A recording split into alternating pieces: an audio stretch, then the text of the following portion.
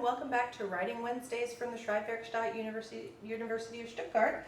And I thought for a change today we'd talk about some of my favorite resources for academic writing.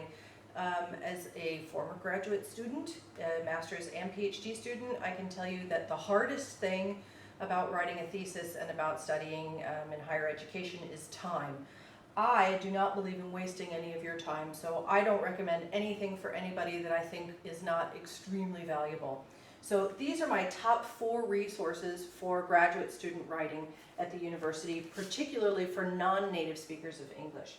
The first is a University of Manchester academic phrase bank.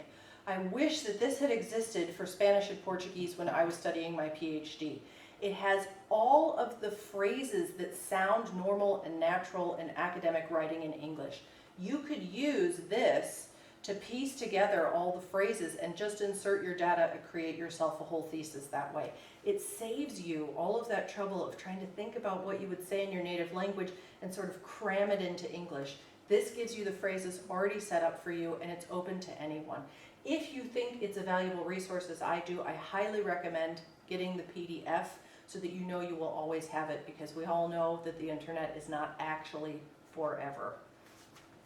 The second thing that I recommend the most is the Science Research Writing for Non-Native Speakers of English by Hilary Glassman Deal. This resource is so popular that I can't find it because one of my colleagues always has it on their shelf in their office. I looked everywhere, but someone's borrowed it again.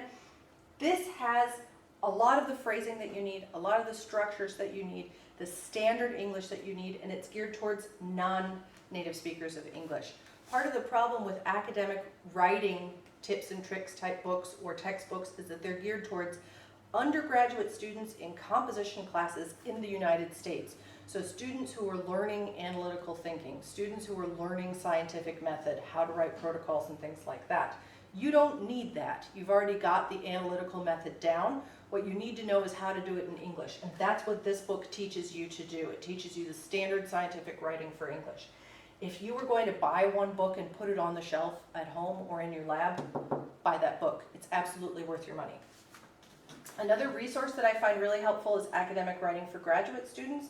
This book has not only grammar but also exercises in it, and it's really helpful for self-teaching if you really wanted to do some exercises in your free time to try to improve the flow of your writing, to improve your use of discourse markers like however, therefore, nevertheless. If you wanted to find out how to write a good introduction and conclusion, it has a lot of real-world examples, so it's absolutely useful to you. And the last one I'd recommend is Inside Track. This is really helpful for anybody that's getting started in academic writing in English. It has a lot of really good sections on how to work with data, how to explain your diagram, how to explain your graph in a way that makes sense, because we know in English we need explicit data integration in our academic writing. So these are the 4 resources I recommend the most. This one, of course, is free. It's online. These others are reasonably priced on one of your favorite book buying sites. And I would recommend absolutely buying this one and having it in your lab, and the other 2 if you want to extend your study beyond that. Thanks for tuning in, and hopefully we'll have something interesting for you again next week.